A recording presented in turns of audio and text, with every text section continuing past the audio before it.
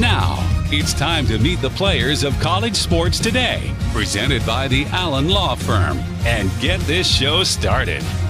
He's a Heisman Trophy winning quarterback, a first-round NFL draft choice, and a member of the College Football Hall of Fame as both a player and coach. He is the head ball coach, Steve Spurrier. He's a rare two-time SEC Player of the Year and spent over a decade in the NFL. Ladies and gentlemen, Shane Matthews. And presenting the host of the show, with over 25 years of sports broadcasting experience, Terry Norvell. Coming to you from the Future Home Loan Studio inside Spurrier's Gridiron Grille, it's time for College Sports Today with Spurrier, Matthews, and Norvell. Presented by the Allen Law Firm.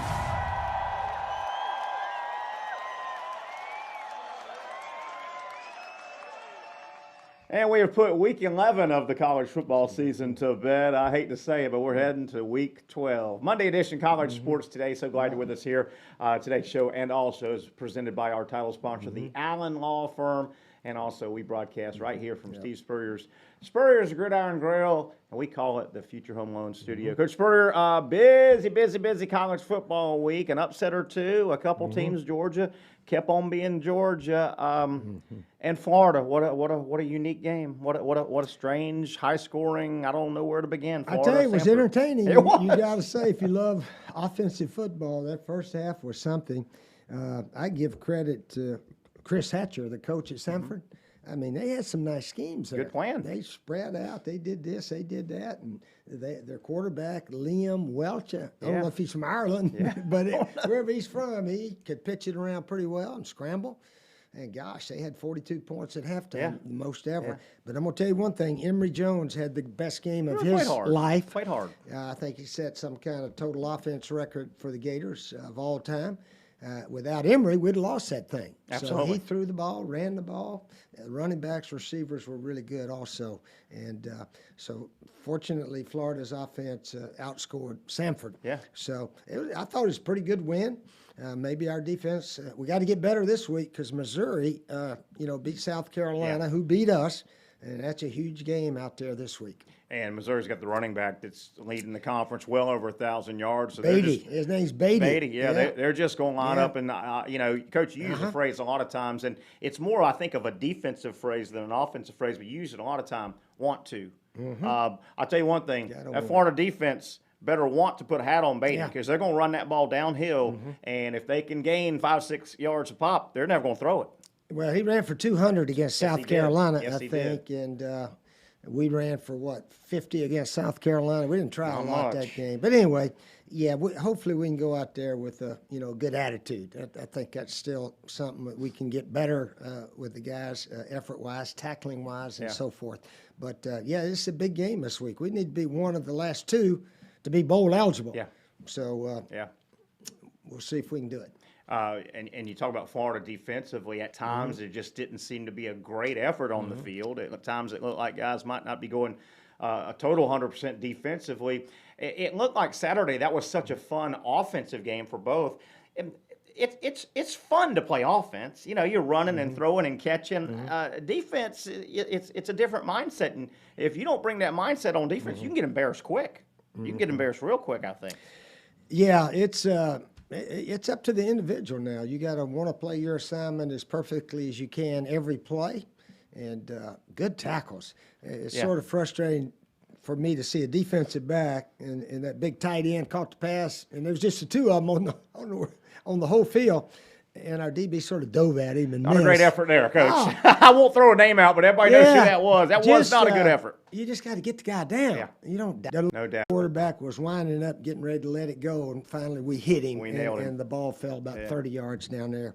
But if the ball never gets down there, you don't have to worry. But you're right. Rush 5, rush 3, drop 8 seems to be the way all the defenses play, and then it's just to hold your breath. Yeah. You got 10, 11 guys down there, and who knows what happens. Well, the odds are still with the defense if they got 5 guys and you only got 3 or 4, but still, it can happen. I mean, that ball can ricochet around. Yeah. But if it never goes up in the air, you don't have to worry about it. That damn thing played out just like they wanted in that South Dakota. And it got tipped a couple times, but there's a lot of guys in the end zone, and you catch it. When Doug Flutie made his famous play, the defensive end let him outside. So he bought a lot of time, threw it down there, fatal rush 5, and kept Flutie in the pocket.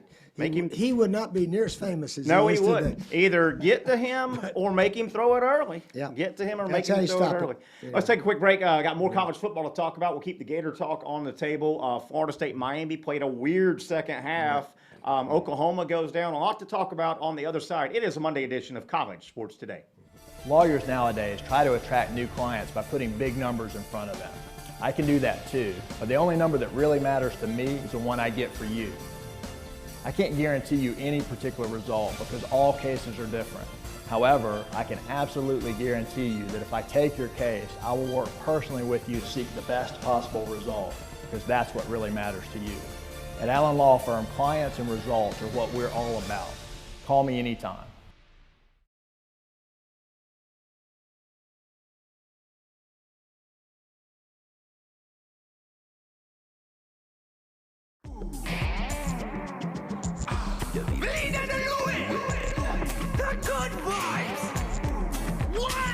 All the good vibes we've had, we'll have again. All the good vibes we've had, we'll have again. All the good vibes we've had, we'll have again.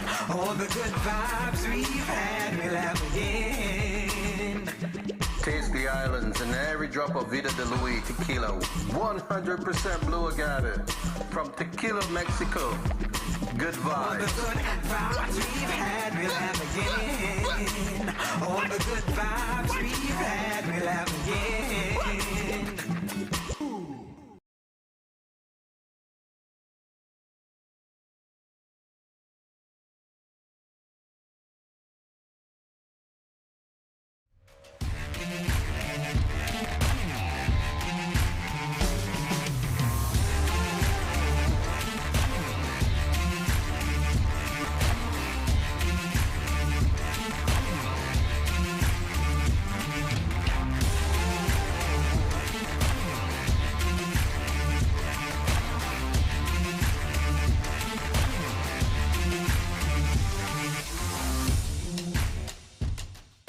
It's time to thank the sponsors that make College Sports Today with Spurrier, Matthews, and Norvell possible.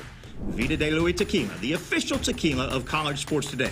Make sure you ask for Vida de Luis Tequila by name in your favorite bars and restaurants throughout the state of Florida. And of course, with your next margarita inside Spurrier's Gridiron Grill. Safe Harbor Seafood Mayport, Safe Harbor Seafood Crescent Beach, and Sliders Oyster Bar Neptune Beach.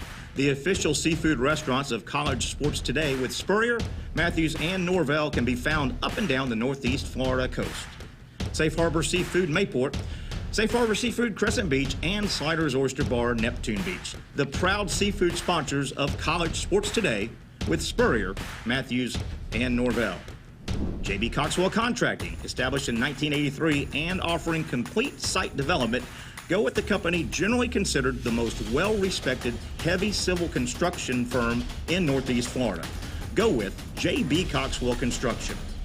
For advertising information to get your business on College Sports Today with Spurrier, Matthews, and Norvell, simply shoot me an email, tnsportsjacks@yahoo.com. Again, shoot me, Terry Norvell, an email, and I'll get back with you. That email address again, tnsportsjacks@yahoo.com. Back here on a Monday edition, College Sports Today, the head ball coach Steve Spurrier is here, Terry Norvell. We're in Spurrier's Gridiron Grill. Remember, open for brunch now, Saturdays and Sundays, 11 to 3, and that's not seasonal. That's the way it is. Brunch is a lot of fun on the weekend. Don't cook, don't mess up your kitchen. Get over to Spurrier's Gridiron Grill any day of the week, but brunch on the weekend, 11 until 3. Thanks to all the great sponsors you saw a moment ago, including our title sponsor, the Allen Law Firm, and we, of course, broadcast right here from Coach's Podcast Room inside the restaurant. We call it the Future Home Loans Studios. Coach, big upset over the weekend. Oklahoma goes down. I mean, they lost to a highly ranked team, but nobody really, I think most people thought Oklahoma was going to keep on winning. And Texas, we'll stay kind of Big 12 here for a moment. Texas goes down to Kansas. Lance Leopold's doing a pretty good job at Kansas. Yes. That's 5 straight losses. But, I think Sarkisian has taken over Texas, and this is year 1. Oklahoma goes down, and Texas 5 in a row. Big 12 is kind of crazy right now at top. I tell you, it's neat to see teams like Baylor, their fans rush the field at the end. We finally beat Oklahoma. And it's happening more in college football. I know Iowa rushed the field. Michigan State, everybody's having their day in the sun, at least one day in the sun, which is sort of neat. I sort of picked Texas to win the Big 12 this year, so I was dead ass wrong completely. But anyway, they lose these close ones. They don't play much defense either. So if our Gator fans think we're not very good on defense, Texas might be right there with us, being pretty bad. And, Texas kind of working out their quarter. But I can tell you one Gator team that plays defense. That's the basketball team. That? How about Coach Mike White, FSU coach? Coach Hamilton. Coach Hamilton, Leonard Hamilton. He said they out FSU'd FSU. In other words, they played better defense than we did. That's what he was saying. He's a class guy, Leonard Hamilton, and that's a healthy rivalry they have in basketball. And congrats to Coach White. Gosh, we'd lost 7 in a row to those guys. And so the monkey's off the back, and hopefully we can continue getting better as the season goes, because I think he's got a real good team this year. Yeah, it looks like a kind of the Florida. I watched all that game as well yesterday. The problem I had with yesterday's game, dadgummit, it got buried. They played it at 1 o'clock on NFL Sunday. It got buried. You had to really find that game, but that Gator team, I've seen them twice now. They played Elon in their opener and FSU.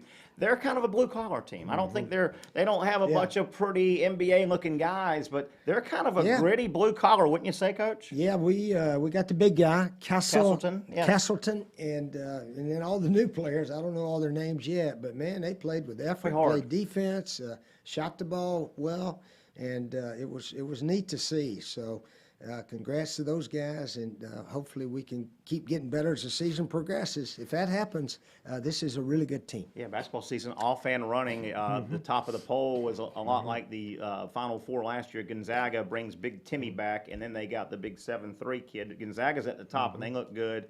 UCLA brought all those guys back. They made that magical run. Remember, they brought them all back. They all came back. So UCLA's way up there, and then your you-know-who's will be up there. But college basketball's off and running now with Florida and Florida State. They play, and by the way, they played early this year. They normally play in December. They've got all had scheduling issues.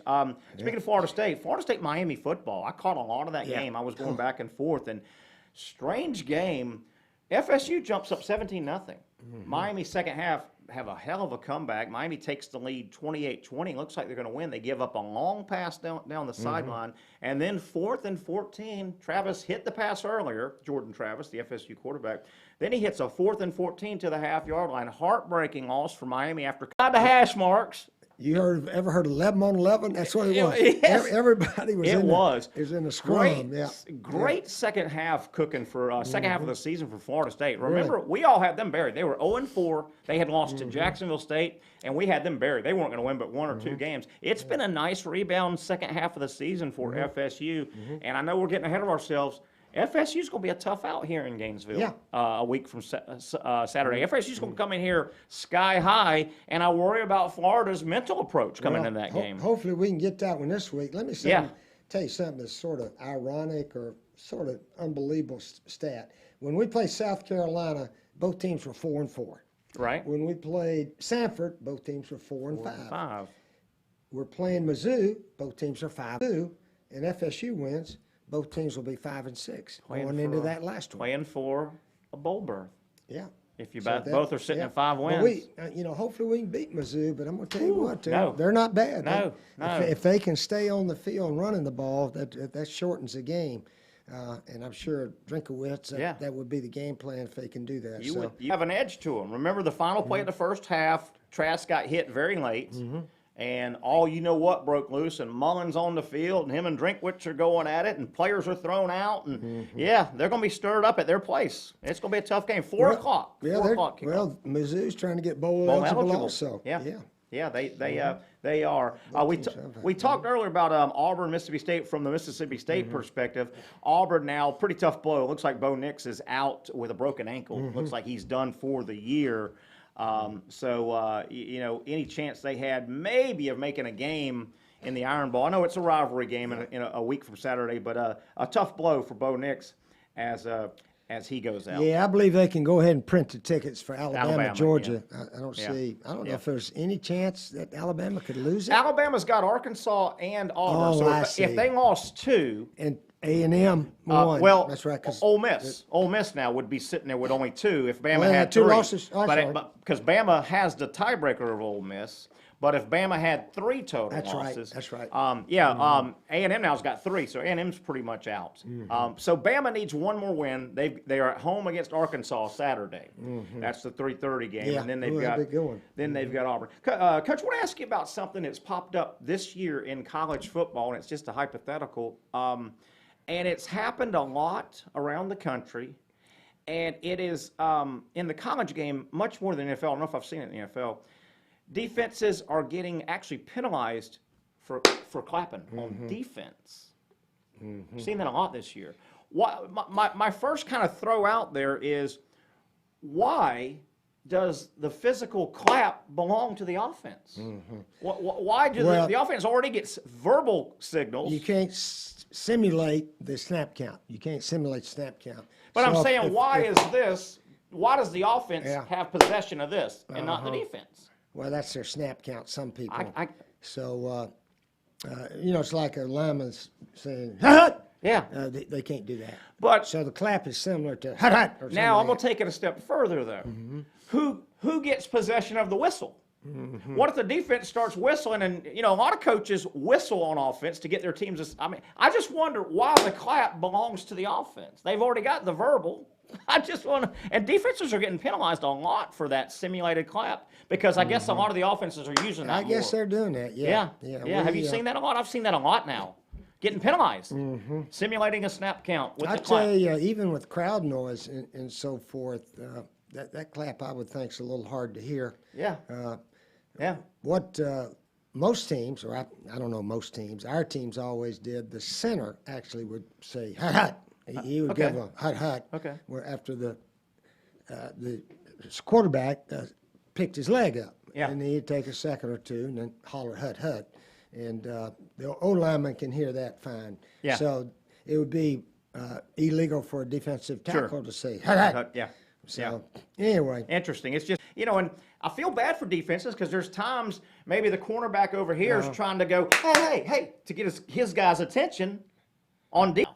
And you know what I'm saying? There's plenty of times a linebacker's trying to get his own guy's attention, and they've done that for you. This is way ahead because there's a lot of stuff that has to happen. But right now, the college football playoff poll, and it should hold, I think, that holds.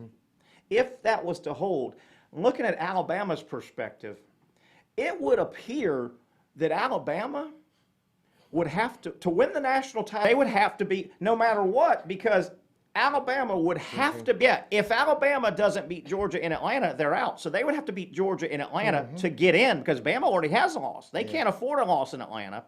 And then, provided Georgia won a semifinal, Alabama would have to beat Georgia twice. If Georgia might have to beat Georgia twice to win the national title. That'd be tough. Yeah, but they're just trying to get in and they're trying to win the SEC first, and then worry about all that later. It's also interesting if Georgia, Alabama, Oregon, and Ohio State. Oregon and Ohio State have already played. If Alabama beats Georgia to get in, you kind of want to stay away from. You wouldn't want two rematches, so you'd have to. They'd probably massage that thing, wouldn't they, a little bit? Yeah. All these people in the country that keep saying Oregon beat Ohio State, they should always be ranked ahead of them. Yeah. What's your thought on that? I don't agree with that. Ohio State looks much better than Oregon right now. Yeah. Oregon lost to Stanford, who's about 3-7 or something. They've lost a lot. Yeah. And Ohio State changed their defensive coordinator. They've changed some stuff, and they're just. They're better than Oregon right now, but they weren't second game of the season when it was. So, teams get better or worse as the season goes, and Ohio State has thoroughly gotten better. So They look tough to now. me, that shouldn't be that big a deal. And then they wanted to argue about Michigan State and Michigan.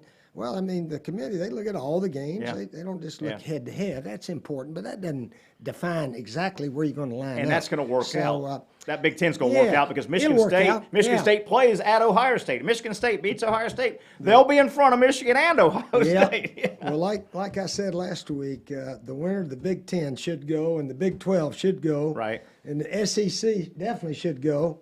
And there's a chance, too, from the SEC might make it. But Cincinnati, if they keep playing and go undefeated, there's a chance they may sneak up to number 4. Yeah. In the prep notes I sent out before the show, the Big Ten and the Big 12, they've got both 3-team fun races right now. Oklahoma with their loss, Baylor and Oklahoma State, that's playing out.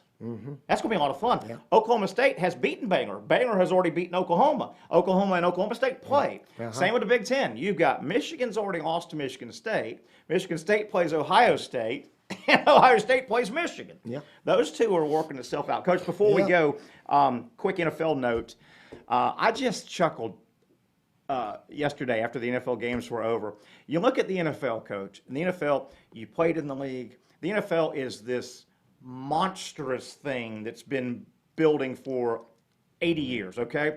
Here's the NFL. I don't even look at the NFL as a sport. It's an industry. They've got that thing down to a science, yet they played to a tie. How does the NFL in the year 2021, as spit-polished and controlled as the NFL handles everything in their business, how did they play to a tie? How does the NFL still Well, have that's a their tie? rule. Yeah, they play. Don't they got to change They that play somehow? an extra quarter. If nobody scores, it's a tie. One of the guys I said they should go to the college overtime Yes. rules. They really should, but they don't want to copy everything the I colleges guess. do. I 'Cause, guess. but anyway, and the Oh, yeah. other day, and I mean, as a quarterback, you don't mind that. Yeah. You know, you Yeah. get a helmet in the back Yeah. or something like that. But the guy's rushing and just gave him a little shove, and they called roughing the passer, which turned the whole game around. It really did. Because he threw I an saw interception. that exact same Yeah. one. So it's And then boy. you've got, Coach, you've got these, I don't want to say this, poor defensive linemen. Yeah. I know you're an offensive guy. You got these defensive linemen. You see them now in the NFL, they're making contact, and as they're going to the ground, they're trying to throw their hands up to show the ref, hey, you know, because they're if you sneeze Yeah, near them, like, you're getting a penalty. watch. I liked watching Kansas City last night. Oh yeah. And the announcers were all saying the reason they're not playing very well is because Mahomes is doing all that fancy stuff, looking one way, Yeah. throwing this way. Yeah. And they're throwing too many deep balls, and everybody's just laying back. They're playing that defense that they play against Mike Leach, 5 short, 3 deep. So last night, Kansas City ran a whole bunch of little screens, hit the short guy all over the place, and then every now and then go downfield. So Andy Reid had a good game plan last night, and they went up and down the field. That against, looked like the old Kansas Raiders. City. Yeah, but he, and Mahomes was better about going back and letting it go. I mean, he still ran around a bunch of times, but he went on rhythm more than he has been prior to last night. I hate to leave it on this because I'm going to pick at a quarterback, and I know you love quarterbacks. You played quarterback. Obviously, I'm a college guy. I watch much more college. I'm a casual NFL guy, and I watch the Jaguar game when it's on. And I followed that game yesterday, Coach, the Jaguars. I haven't watched a lot of Carson Wentz. Is he always that terrible? He was terrible yesterday for Indy. I thought he was terrible. And I hate to pick on a quarterback. Well, he gets hung up back there, and then he likes to throw the ball left-handed like Mahomes Well, did every he now was and then. doing that yesterday and throwing it sideways, and Yeah, but anyway, I thought he was terrible. What do you got, Coach? Well, I was just going to say Emory Jones and Will Rogers to me were the best two quarterbacks in the country this past week, and the stats clearly show that.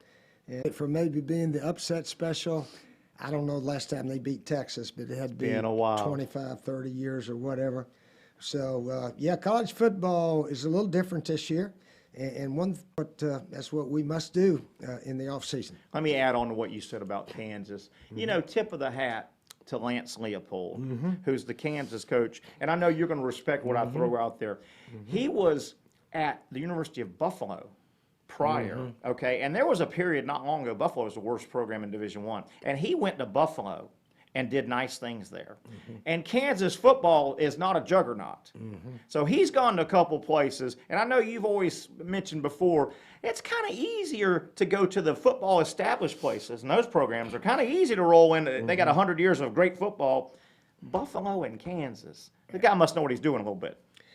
Yeah, you got to have admiration for those coaches that win at those places. Grinding the way up. And I tell everybody, whatever kind of coach I was at Florida, I learned it all at Duke University. Because for us to win at Duke, we had to coach our tails off, and the players had to play their hearts out all the time. And they did. And that's how we won that ACC in '89. So when I got down here with all the players we had already here, I mean, all they needed was a little direction and confidence and, hey, here's what we're going to do. All right, let's go do it. So, yeah, when you can win at those schools, you ought to be in line to get a big job. That's just my opinion. You just mentioned players played hard, and you also mentioned Emory Jones. I want to give Shane Matthews credit. I was listening to his podcast coming in today, and Shane made a good point. He said, you know what, Emory, maybe he's got some deficiencies. Maybe he's not great at this. Maybe he's not great. You know what Emory does, though? He plays hard. He does. Every snap. Teammates love him and so forth. I mentioned to somebody, I said, after the first 2 games of the season, how many of us would have thought the 10th game of the year, Emory Jones would play every play? Raise your hand. Yeah. Nobody would have raised their hands. Nope. We thought... he's just renting the job. He's renting the job because Big Boy's getting in there. Yeah, we thought Richardson was on the way, and then he had some injuries, and then Danson got hurt and so forth. And now it looks like Emory's the man. And I don't know what will happen with Anthony, but I hope he can sort of, because he's got talent. He's a talented young man. But right now, Emory's our quarterback. Yeah, no doubt about it. That'll wrap it up with Coach Spurrier. We'll let him get about his business here on a Monday. Take a quick break, come back, wrap it up. Some stuff we want to get out there that happened that you may not be aware of on the Week 11 weekend as we head into Week 12 college football. Coach, thanks so much for your time. Okay. We'll get back when we come back on the other side with more college sports today. As a boy growing up in Tennessee, I learned to love the outdoors, where I spent countless hours riding bikes, playing sports, and hiking in the woods. The beauty of God's creation was the fact that has guided my whole life since then.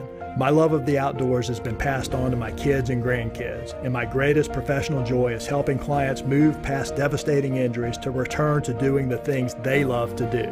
If you or someone you love has been hurt and needs help, I'd be honored to stand up and fight for you.